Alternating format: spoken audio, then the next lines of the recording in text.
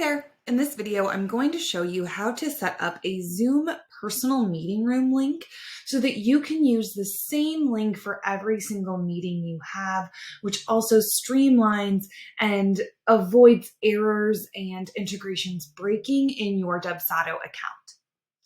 So the first thing that you need to do is go to the Zoom website.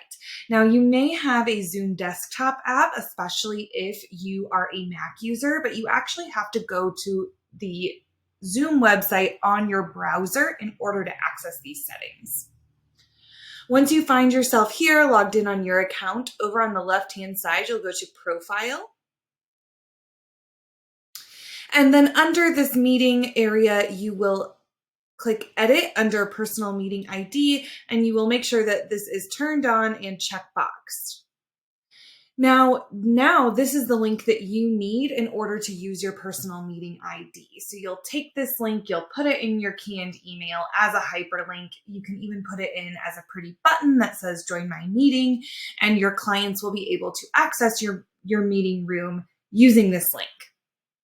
Now, with that said, since you're using the same link for every single client, this means that if you have meetings booked back to back, you may end up having clients pop into other client meetings, and obviously we don't want that. So to avoid that, we also need to enable the waiting room in Zoom.